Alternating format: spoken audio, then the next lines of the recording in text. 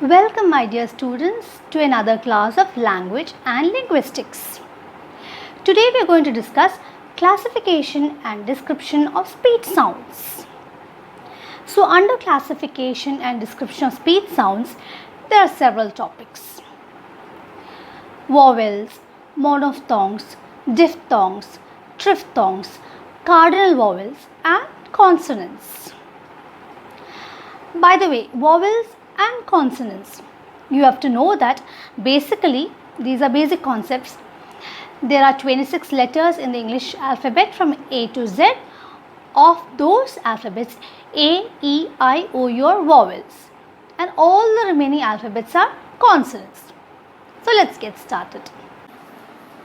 As I told you, speech sounds are mainly classified to two types, vowels and consonants. So let's go through what are they. A vowel is a continuous voiced sound without any obstructions in the speech tract. That is, articulation of a vowel is not accompanied by any closure or narrowing in the speech tract. A vowel is a continuous voiced sound. Continuous ആണ്, voiced ആണ്. What is voiced? There is vibration of vocal cords. There is no obstruction in the speech tract. നമ്മുടെ speech ട്രാക്റ്റിൽ, നമ്മുടെ vocal ട്രാക്റ്റിൽ voices ഉണ്ടാക്കുന്ന ആ tract, നമ്മൾ പഠിച്ച tract, അതിൽ obstructions ഒന്നും ക്രിയേറ്റ് ചെയ്യുന്നില്ല. ദർ ഇസ് നോ ബ്ലോക്ക്, തടസ്സങ്ങളില്ല. There is no obstructions. That is, articulation of vowel is not accompanied by any closure or narrowing in the speech tract. നമ്മുടെ speech ട്രാക്റ്റിൽ, വോക്കൽ ട്രാക്റ്റിൽ ഒരു നാരോയിങ് ഇല്ല, ഒരു ചുരുങ്ങലോ അങ്ങനെയൊന്നുമില്ല, ക്ലോഷറും ഇല്ല. It is not closed completely. So that is with vowel. Coming to consonants. A consonant is produced with obstruction and which produce audible friction. The consonants are described in terms of articulation. It is either produced with or without the vibration of vocal cords. A consonant is produced with obstruction. അപ്പോൾ കോൺസണൻസിന് obstruction ഉണ്ട്, തടസ്സമുണ്ട്. And it produces audible friction. By the way, what is friction? You have learned in your lower classes what is friction. A force against motion is friction. നമ്മൾ easily move ചെയ്യാതെ ഒരു force against, there is some resistance, that is friction. For example, in the parks you may see slides. Slide കാണില്ലേ, ഒരു play thing ആണ്. So when you go in a slide, there is a motion and that is friction. Friction between your body and the slide. And other example is that of rubbing your hands together. When you rub your hands together, there is heat produced. So കൈയൊക്കെ ചൂടാവും. So as a result of friction, usually there is production of energy.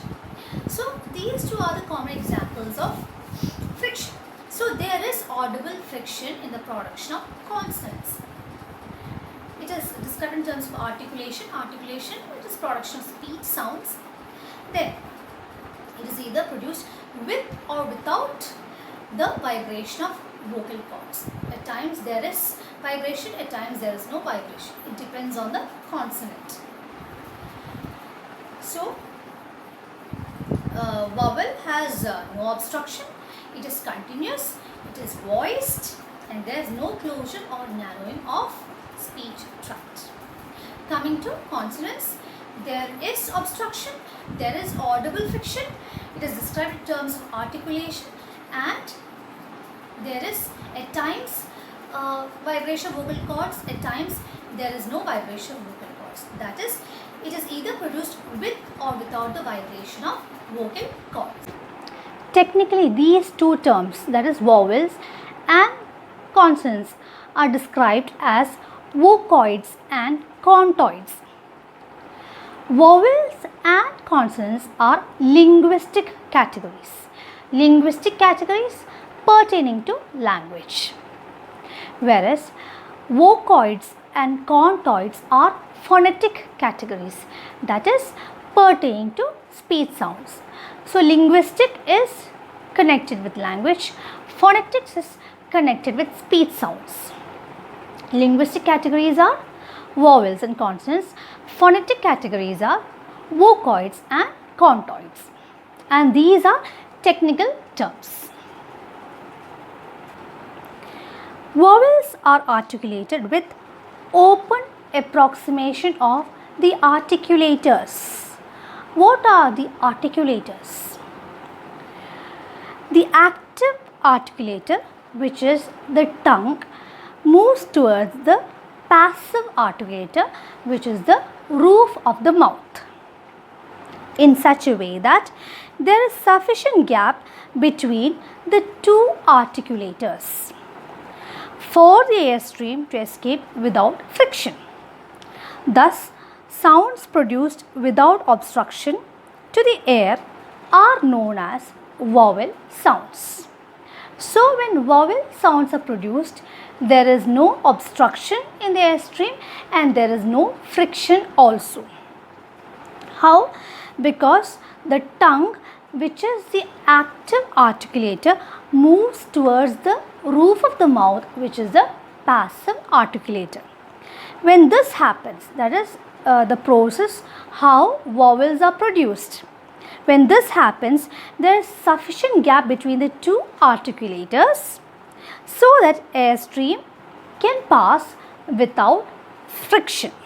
Vowels are classified into two major categories: monophthongs or pure vowels, diphthongs, otherwise known as vowel glides. Let's see what are these. Monophthongs or pure vowels is one in the course of which tongue remains stationary without any motion. That is, vowel is exactly the same at the end as it was at the beginning. Coming to vowel glides or diphthongs. A diphthong changes its character in the course of its production.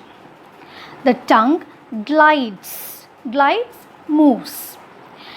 The tongue glides from one place to another while it is being produced. So, when monophthongs or pure vowels are produced, the tongue remains stationary as it is without any motion. But in the production of diphthongs or vowel glides, the tongue glides from one position to another. Let's see this with the help of a simple example. We haven't started phonetic transcription, but still, I've transcribed these words for you. The first word, cut. The vowel sound is A. Just A. So the vowel sound A in the word cut has just one sound. It's a monophthong. Mono means one. So it's a monophthong. The tongue remains stationary. In the second word, it is E sound. The word is beat and the vowel sound is E. Only one vowel sound is there in the word beat, that is E. Again, it is mono. Though it is long, it is mono. Cut is a short vowel sound. Beat, there is a long vowel sound, but it is mono, and these two vowels are monophthongs. Coming to the second set of two words, the first word is time. Here there are two vowel sounds. Diphthongs, di, denotes two, isn't it? So, time, it glides from A to I. Time, A sound is there, I sound is there. So, there are two vowel sounds in the word time, and so there is a presence of diphthongs. Coming to the second word, poor. It is poor. So it glides from oo to It's poor. Oo sound is there, sound is there. The tongue glides from oo sound to sound. Poor. So time and poor. In these two words, there is a presence of diphthongs. Let's define monophthongs and diphthongs in terms of syllables. For that, you should know what a syllable is. A syllable is a unit of pronunciation having one vowel sound with or without surrounding consonants. So syllable is a unit of pronunciation, and in that unit of pronunciation you can find a vowel sound and there can be consonants surrounding it. At times there won't be consonants too. So I've given you examples. In the word book, you can find that there is a vowel oo, and that's a unit of pronunciation. There's only one syllable in the word book because that's how we split that way. You cannot split it further. There's just book. But in the second word, as I have given you, it's water. You can split the unit of pronunciation to two. Water. So in the unit wa, there is o sound, and in ter there is a sound. So there are vowel sounds in both the units. So you split the word water into wa and ter, and thus there are two syllables. In the third word in which I have given you, it is inferno. So you can split that into three syllables, in, fer and no, and each unit have vowel sounds. In, e. In the unit in, it is e, fer it is a, and no it is o sound.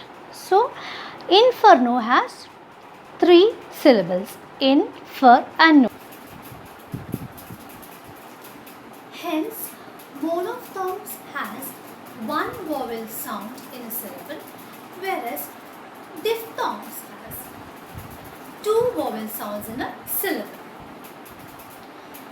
Coming to vowels, there are 12 pure vowels or monophthongs and 8 vowel glides or diphthongs. So totally 20 distinct vowel sounds in received pronunciation. In RP, RP is received pronunciation.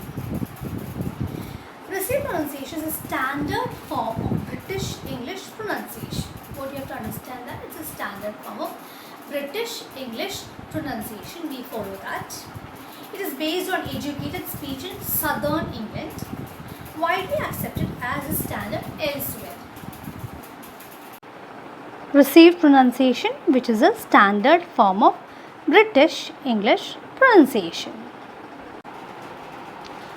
The vowel sounds are described in terms of position of the tongue and the lips.